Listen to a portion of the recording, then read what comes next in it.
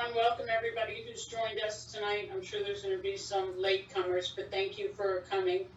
We have a good program tonight. I'm going to do my best without leaning forward so that I can read the screen. I apologize for that in advance. I want to introduce a couple of our guests. Captain Moss is with us tonight, as always. Do you have anything you want to update us on? No. Crime continues to be down year to date in terms of full residential burglaries and auto thefts. Looking forward to tonight's topic on cyber security, because we do get a lot of cases that come where unfortunately people lose money and different kinds of scams on their computer and so forth like that. So questions from us, we're here also. Thank you. Thank you for joining us. We also have Lieutenant Jason Johnson, Palm Beach County Sheriff's Office. He's with us tonight. Thanks for joining us. Karen Wolf, Palm Beach County School Board. Thanks for joining us, Karen. Do you have anything you want to update us on? I know things have been tough. Well, actually, I will just update you and forgive my casualness. You get to see me in my shirt, which is why I had my camera off. But we are doing our redistricting, and just so you know, Mr. Barbieri, our chair's district has grown so much, and our districts are aligned close to each other. I will be getting a little bit more of a portion into Boca Raton. So I'll be sharing the western area, probably up to Whispering Pines Elementary School. He wants to keep all his schools intact, but we still haven't voted on it, so it's not 100%, but it looks like I will be representing your communities as well, so yay for that. Yay for that. Yay for that. We also have Amy and Gwen. I'm sorry, from Representative Skidmore's office. Thank you for joining us. Hello, thank you for having us. You want to give an update, anything we need to know? Just that they're in committee weeks today. Amy is up with the representative in Tallahassee. She's up there doing the people's work. She's having a good time representing everyone. Good, thank you. Did I miss anyone? That's got everybody. Okay. Fantastic. I don't know if I introduced myself. I'm Sherry Scarborough, I'm the president. This is Ellen Winnicott, the vice president. We have board members on, Neil Schiller. We have Jeanette,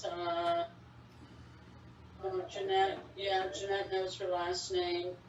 We have Neil, I already said Neil. We have Margie, I'll shine on tonight, and Nick Rongione. Before we get into our cyber security, a couple things. One, the park, South County Regional Park, the Bert Aronson Park. If you haven't been out there lately, it is amazing, and they've just added pickleball courts, and they're open. So go on out, enjoy a concert. They do have concerts going on. A lot of good stuff out there, and of course my favorite, the dog park. So it's great fun out there, and I don't know who knows this. Karen, you probably know this, that the schools, a lot of the local schools, and actually South Florida schools, they use the park for their cross country. So it's not unusual to go out there and see all the parking lots filled with buses and cars and tents and these kids running. It's wonderful to see out there. So get out to the park and enjoy it. We pay for it in our taxes. Ellen, do we have any other? Well, we have an update on the park. As I've told you at our prior meetings, that January 1st and 2nd, there will be the Boca Raton Art Show will be in the Bert Aronson Park, and they are featuring student artists who are in middle or high school are contributing pieces of work, and they will be judged. The whole show is a juried show, and there will be a cash award for them. We're excited about that. We will have a booth. The West Boca Community Council will have a booth, and I just started today to get student volunteers. Karen, you know they need hours for graduation. So it will be high school students helping us at our booth. So we're looking forward to that and hope that we get the community out to watch not just a beautiful juried show, but also what student artists can contribute. So it's a win-win. Thank you. Neil, do you want to talk a little bit about the Boca Bowl?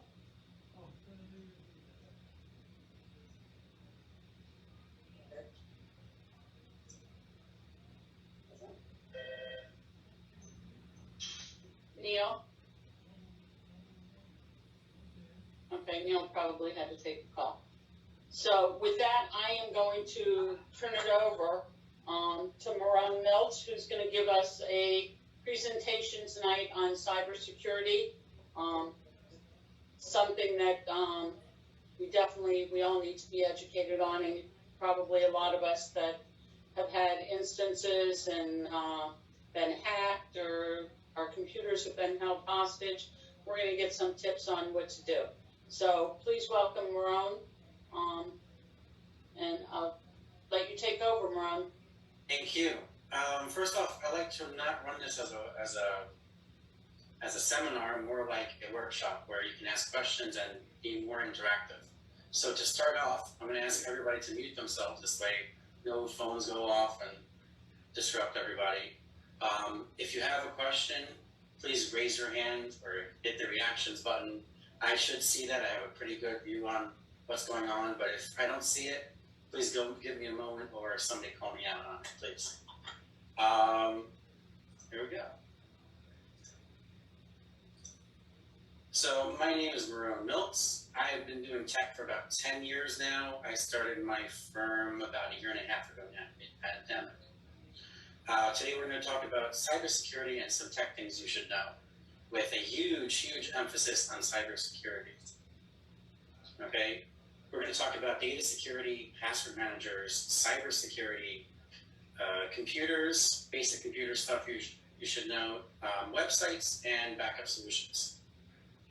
So to start, data security, what is data? It's passwords, it's pretty much anything that you can enter into a computer. It's a file, it's a picture, etc. Okay, if your storage drive crashes or becomes filled with malware or viruses, you can lose all of your data either through a hard drive crash or viruses and ransomware, etc. So it's always good to be on top of your stuff. Okay, some tools, basic tools. Microsoft BitLocker, which comes with Windows Pro, will encrypt your drive so that if you lose your computer or it is stolen, that all of the data is secure with their password and a recovery code, meaning nobody can get into it without that piece of information. Your data is 100% secure. Apple computers have what's called File Vault, which is pretty much the mirror option of BitLocker. Okay. In addition, when it comes to website security, okay, you have a bank account, for example. It's always necessary to enable multi-factor authentication. Okay. Some options have what's called a single sign-on option or a TOTP, time-based one-time password. What that is basically even if somebody has your username and your password, without that extra level, that code, they can't get it. Now, just in the past week, I've had people contact me, their Facebook accounts were hacked. They never had two-factor authenticated, enabled, and luckily I'm good enough that I got them back on. But very important to have that, especially for the accounts that you care about. If it's your music, who cares about that? But when it's your credit card or your investment portfolio, etc., two-factor, multi-factor, all very important tools. Okay, TOTP basically works by giving you a 30-second code. It expires every 30 seconds, very hard to duplicate, and it only goes to devices that you already trusted. Okay, single sign-on is basically if you have a Gmail account and you're logging in from a browser, it will push a notification to your phone or your trusted device saying, hey, did you just try to sign on? You press no, then that whoever's trying to sign into a web browser does not get access. You say yes, it logs right in. Okay? Passwords. What's a secure password look like? It looks like this, right? A whole bunch of mixtures. right? Now, no one is going to remember that. You're not expected to remember this. That's where password managers come in, okay? Unfortunately, some people will use this, where it says Jackie111, probably a social or a birthday, and throw an exclamation point. That is not secure. Also, what's not secure is using, for example, if you're trying to log into Metro PCS, do not put the website name in your password. They allow it, they shouldn't allow it. Try not to. Okay, password managers will allow you to use one password to get into it. You should memorize that, of course. It doesn't have to be crazy, crazy complex. And through that one password, you can copy and paste all your other passwords where you need them. A little bit of a learning curve, but really, really secure. Okay? If you don't trust the password manager, I have another option, right? Of course, you're not expected to remember the random characters. So what I would suggest is choose a word, right? Here, I chose the word elephant, and I created a system. You change the E's for 3s, because an E is a backward 3, right? Your A for a number 4, and you can do this for a lot of different things. Of course, you can create your own system. Always try to throw special characters in there when you can. Of course, the more complex it is, the safer it is. The more characters it is, the safer it is. If you have Comcast, you might notice on the router, they designate the password as a 2-word, 2-number combination. For example, Comcast 222, yellow 444. It's secure. It may not be so complex, but it's more secure than the basics. Okay. Of course, try not to enter the website names in your passwords.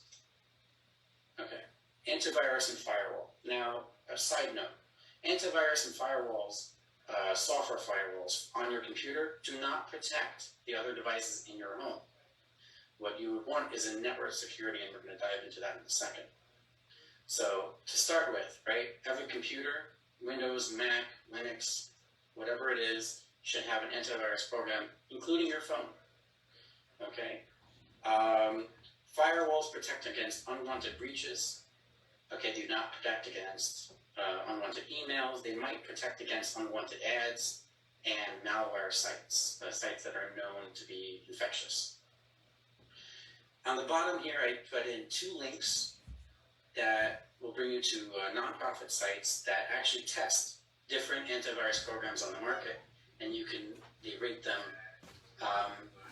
So if you have Windows Defender, which pretty much comes with every computer now, it's good. It's not a paid version. Microsoft is always buggy, but it's a decent option if you have nothing else.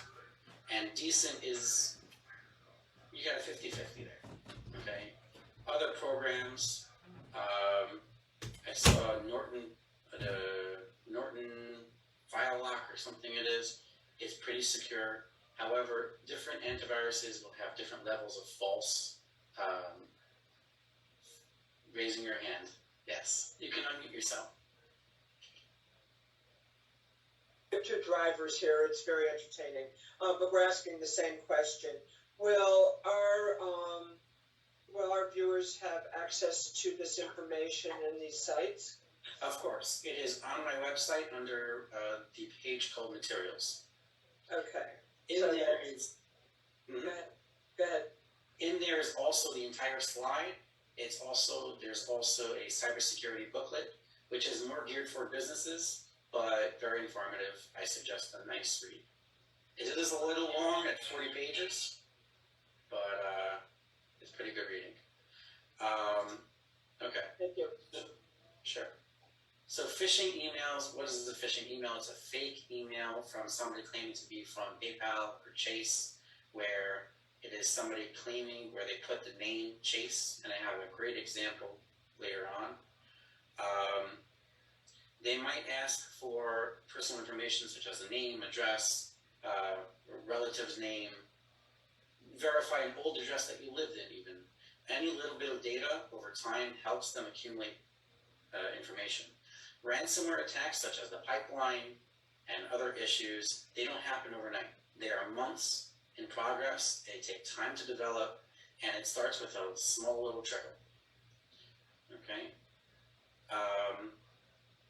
Alternatively, emails will provide a link to a lookalike site where it might be chase.com, only Chase might be 2 S's or 2 C's. Okay, be very careful on those. Now, password managers. Okay, they save all your passwords to one program. They allow you to sign in with either your Face ID, your thumb, or your well-known password. Okay. In addition, they give you I believe 10 recovery keys that you can place randomly. And if you ever lose your password, forget your password, or your thumb doesn't work, the recovery key will work. It's suggested that you don't store it on your computer. You print it out. You store it somewhere in some little nook and cranny as a last case scenario. Some options, I like to use Bitwarden. It gives me that TOTP option where other password managers may not. Okay. Additional tools they may offer is a secure password generator, so you don't have to just randomly create one. You can also set how many characters they use, both numbers, characters, letters, etc. An authenticator, such as Google Authenticator or Authy, will also give you that 30-second code if you choose to use those. Now, I'm going to go through Bitwarden's tools because I like them and I think everybody will find them useful. Weak passwords report. When you save a password, it will look at it and say, is this strong enough? Do we consider this strong? Okay. Obviously, a lot of weak passwords here. You'll see a lot of numbers here. That's just some back-end stuff on my end. Okay. Unsecure websites found. These are websites that if you go to, they say not secure, or they have a little triangle with a caution sign. Okay. A secure website will have what's called a lock, and I have an image of that later on. Okay. Be careful of the sites that you go to. Inactive 2FA report. These are websites that you have accounts with that have the ability to give you that second layer of protection, but that are not being utilized. So you could go through this list and say, okay, I need to activate that one, that one. Okay, data breach report. Now, many companies have been hacked recently. Facebook was hacked. I believe Home Depot was hacked a few years ago, et cetera, et cetera. You can search with a username or email address and find where your data was leaked, when it was leaked, and what was compromised. The information will tell you if passwords were compromised, credit cards, etc.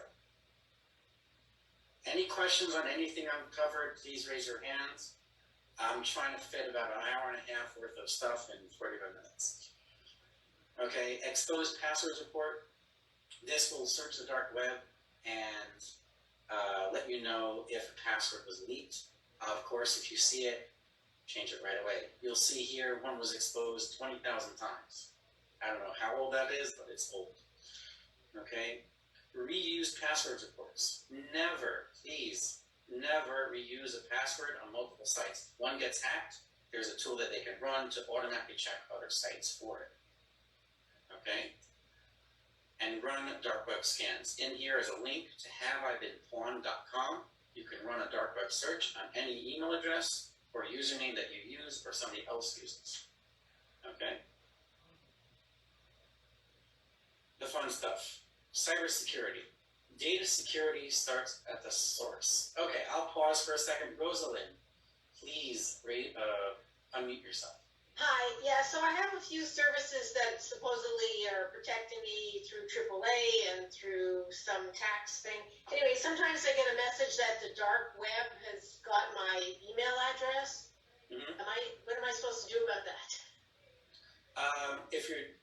You're obviously not going to deactivate your account. What you should do is change your password and activate your multi-factor tool. That will secure you. Your email addresses are pretty much common knowledge at this point. Everybody's got your email on a newsletter list or some form of information.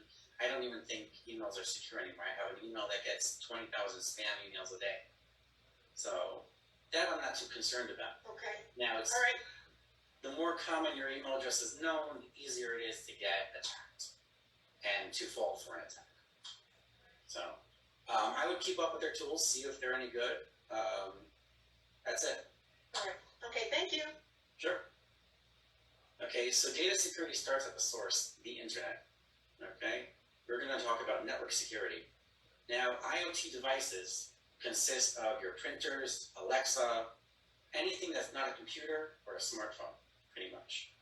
Security cameras, maybe a smart thermometer. One was actually hacked in a casino a couple of years ago. What you need is what's called network security. It could be a firewall, or it could come from the source, such as Comcast offers the security tool. There's also Secure, which comes with their routers on a subscription service. I like them. They don't have all the tools I like, but I know they protect me. Okay, internet. Always, recently it's been common that either AT&T or Comcast is down. And they're not down for an hour, they're down for a day or two. If you're working from home and you rely on the internet, you should constantly have a backup internet supplier. If Comcast goes down, rely on AT&T. If AT&T goes down, switch over to Comcast. If you don't like AT&T or you don't like Comcast, they should have an option called a failover. What happens is, if your internet goes down or the hard line gets cut, it switches to a 4G line similar to what your phone uses. Alternatively, you can always use, or hopefully you can use, your phone's mobile hotspot. It's not a good supply of internet, but it's a supply that's there. Let's put it that way. Okay? Now, if you don't know what internet package you need, 25 megabytes, their basic coverage for $30 or $40 a month probably won't cut it if you have more than one person in your home. For one person, 1 to 2 people, I recommend 50 megabytes down, 10 megabytes up. Okay, for 3 to 5 people, 100 megabytes. And of course, if you're a business, that might be your default. Okay. So here on the top, I have a tax rating from less complex to more complex, right? On the right, you might see an account takeover. Now, an account takeover won't just happen out of the blue. Like I said, it happens over time, and it starts with a trickle. So it might be something like a malware. Now, malware is not a virus. Malware lives on the computer, it tries to be covert, and tries to take information from your computer and send it over the internet to the hacker's address. Okay? You may not know it's there, and that's why we have antivirus programs. Okay, that's why you have network security. There's other things such as domain impersonation, where I said earlier, chase.com might have 2 S's, right? Now, there are certain methods that domain registrars try to prevent these kind of things. They're not great. Technology is flawed. I think we should all know that. Okay? Now, over here in the middle, you might see I have an email from CVS, right? They put their name as CVS, and in the email address, you can see it's xyz@startmagazinesupport.com.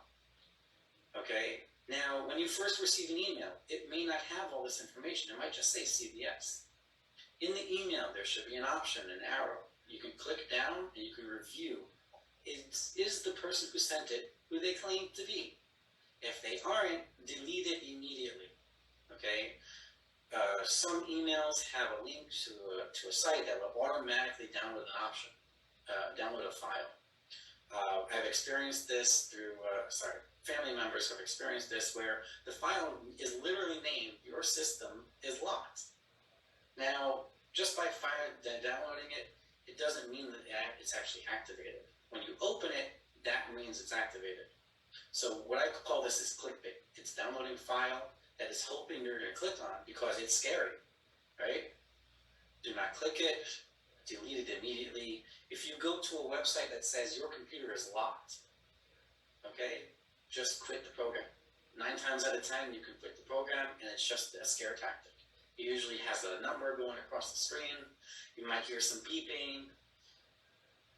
Close it or call somebody who might know better than you, okay? So some computers, right? If you're a business, productivity is everything. You don't want to buy a want to start with a good computer, right? A good computer is probably a minimum of $800, if not, and it goes well over 5,000. Okay, I would think 800 is your minimum. And on the left side, I have my high-end computers with the bare minimums. On my right side, I have the low-end computers that you pretty much want to clear away from, or maybe give to a kid. Okay, because that's all they're good for. I'm not going to read through it because I know it's pretty boring, and the slides are available on my website. Okay, on top here, I have Trello.com, and you'll notice on the left side of this, there's a little lock. Any browser you go to should have this option. If it doesn't have a lock, it should say not secure. Okay, now if you're using a mobile phone, you might have a lock option. If it doesn't have a lock option, you might see a little caution triangle. These sites, what that means basically is that any data you enter travels from your phone or your device to whatever website and wherever the website lives. Any data you enter travels unencrypted. What this means is if you enter a credit card number, it's going to go through 50 or maybe even 1,000 different points before it reaches its destination. If one of those points is compromised and that raw data is seen, well, guess what? Your credit card is compromised. Okay? So be very careful and diligent on where you enter your information. Anyone and anyone can create a website for as little as $12 a year, whether they're legitimate or not. Okay, if you need a website, I think websites today are like business cards were 20 years ago. Everybody should have a website. Okay, they're somewhat easy to design these days. They're pretty easy to register for. You don't need to know everything. You just need a friend who might help you here and there. Okay. Okay, website creation. I'm going to skip over this. It's if anybody wants to go through this, raise their hands. Otherwise, I'm going to skip it, and I'll come back to it if there's time. Okay, website costs, like I said, $12 a year. With Google domains, you can have a website for $12 a year, whereas GoDaddy, your minimum cost is $15, plus you've got hosting costs. And if you want to fast forward a 10-year cost ratio, Google domains might cost you $120 for 10 years. GoDaddy might cost you a couple thousand for 10 years. Okay. Now, backup solutions. Very important. Everybody should have an external hard drive plugged into their computer where your data is running continuous backups or weekly backups, etc. The hard drive is cheap. You can get one for $100 that will do more than you need. Now, one thing I haven't talked about yet is ransomware, right? Now, ransomware is somebody getting into your computer, encrypting the data, and keeping the passwords for themselves, and then contacting you and saying, if you want your data, well, you got to pay them. Now, an external hard drive that is attached to that computer may not be safe. Why? Because they can access your computer, which means they can access devices not only attached to your computer, but on the same network as your computer. So network security, very important. Now, alternatively to a external hard drive, you have cloud options, and one can even be a local cloud option. But if you don't have network security, a local cloud option won't do you much good. Cloud solutions might be something called Carbonite, right? There are a lot of good things about them. What happens is every little bit of data that you send them and you back up to their cloud gets searched for ransomware and viruses. Yes, you're raising your hand. Please unmute. I am. I think the majority of people that are on tonight know that I own a community management company, and this is just a little bit of information for those of you that are on board of directors for communities, that we had one community guardhouse.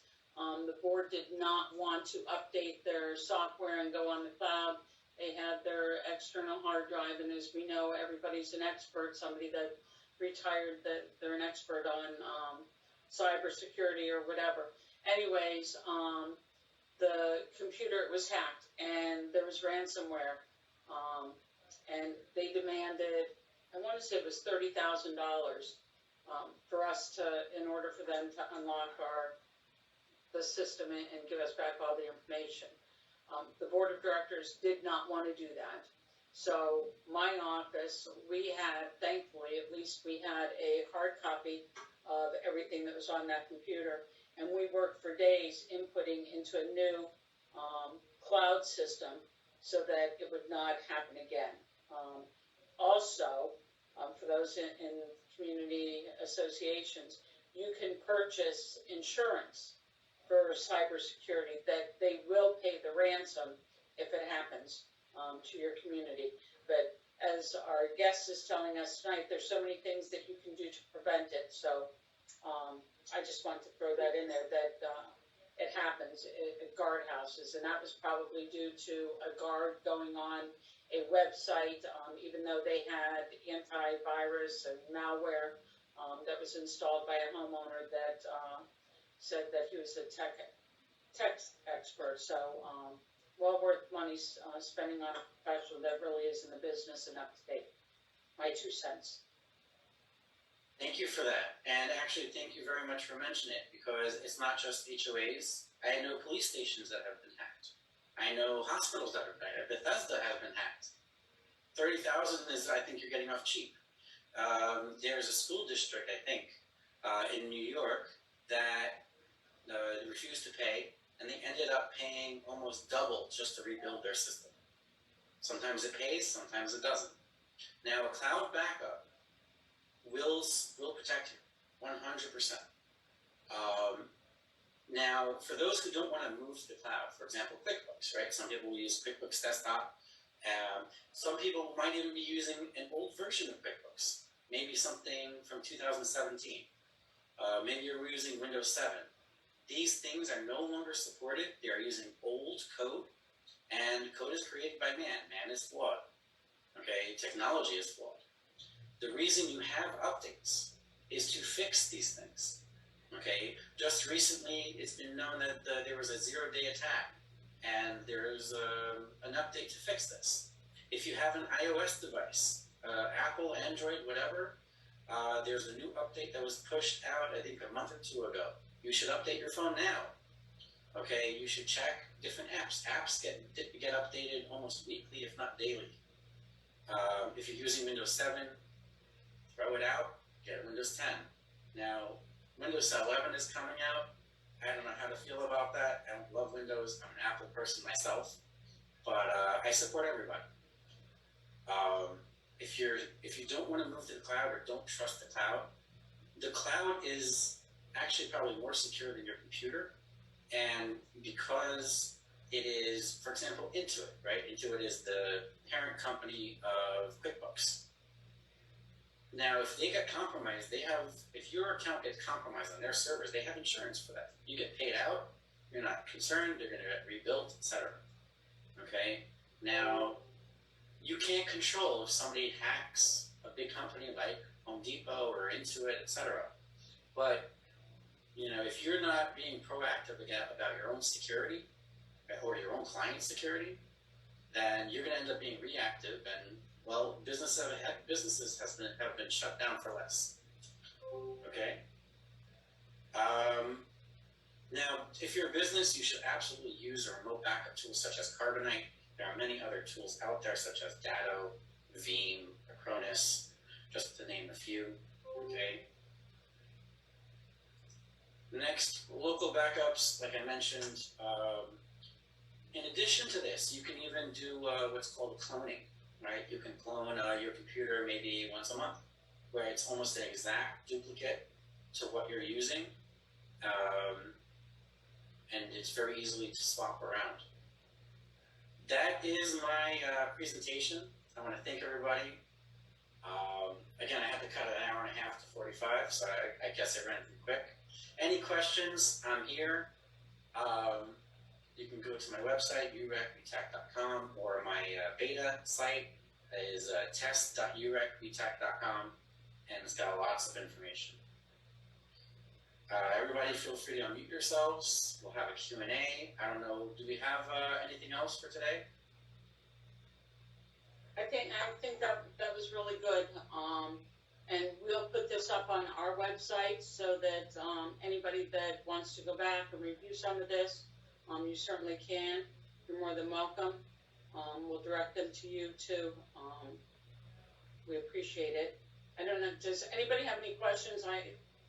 We know that it's nonstop with the hackers, whether it's on your computer or whether they're calling you that a cell phone was just purchased in Ohio. That's the latest thing going around on your Amazon account, and they need to verify. There's so many scams. Captain Moss gets them on a regular basis, and it's sad to say that that's where we are today. I also want to mention there's a product called GrandPad, right? If you have an elderly family member who may not be tech savvy or might be a security issue, you can get them a GrandPad. They're pretty much a custom built software on a tablet that they can video call and do all kinds of things with ease. And it's probably easier to use than a flip phone. GrandPad? GrandPad, yes. That's interesting. I've never heard of that. But... yeah, it's actually, I'm trying to link up with one of their strategic partner, director of strategic partners, and try to do like a library program for the elderly. That's good information. Again, I can't stress enough for communities that you go to cloud-based software for your guardhouses, or I think all management companies, we're all cloud-based now. But it's so important. It's so important to have an IT guy that comes in on a regular basis, keeps your software, everything up to date, your malware, your backups, everything. It is not just for businesses, but home. I know that everybody takes pictures. We store them all on our computers or on our phones, and it's so important. If you lose those, you can't get them back. And check into the insurance. And I don't know if they offer it on homeowners insurance or not.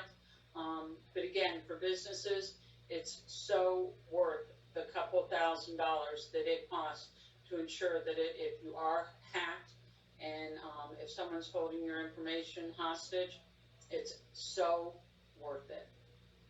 It costs more money in the end. Like I said, that one community, thankfully, we did have everything on paper, but we spent a lot of time, and the board spent probably more money going with a new cloud software and transitioning everything over, where if they had done it prior to getting a new gate system, there wouldn't have been that, it wouldn't have been at that cost. So definitely look into it if you're from a community or another management company.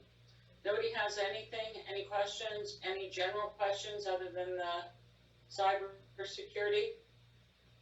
I have one question, Sherry. Absolutely. Marone, real quick, since we have so many elderly residents, or a lot in West Boca,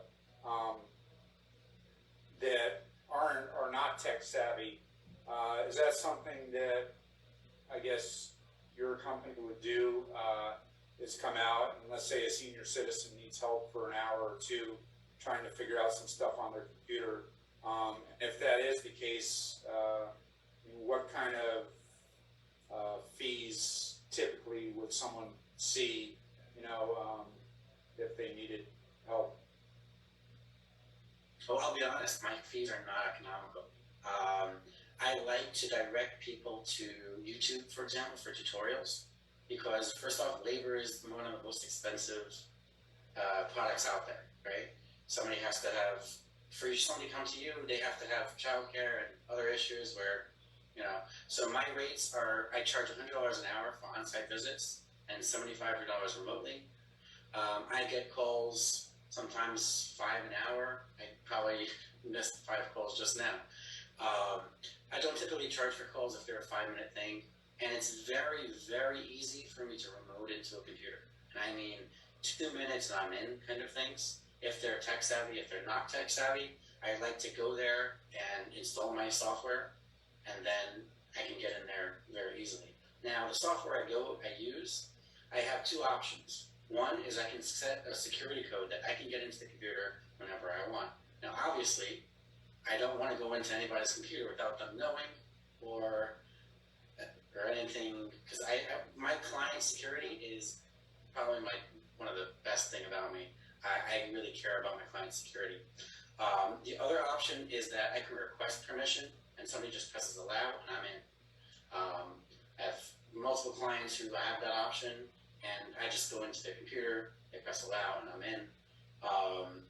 Now, because my rates are what it is, and I don't want people, like if you're gonna hire somebody for $30 an hour, that person may not care about what you're doing. Now, if you have a neighbor who's pretty decent, they might get you up and running.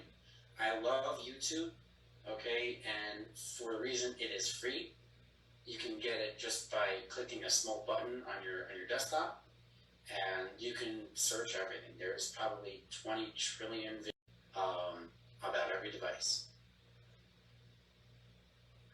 Does that answer? Oh, yeah. No, thank you. Margie, unmute yourself. Now you're good. So Marone helped me on my computer, and I met him through a seminar he did with SCORE. And I gotta tell you, the one thing that was so, other than he did a great job, anytime I had a question, okay, he calls you right away. I've never seen anything like it. And if you text him, immediately you get an answer. And that was what impressed me so much, because as you know, that's hard to get. You're having an emergency on your computer, there's nothing like that, and you're like, what do I do? And immediately you get the answer and he fixes it. So I'd say I was very happy with everything he did, honestly, 100%. Thank you, Margie. And you know, Merle, when you said what your fees were, I looked at Ellen and I thought, I think that's more than reasonable. Yeah, they were. I agree.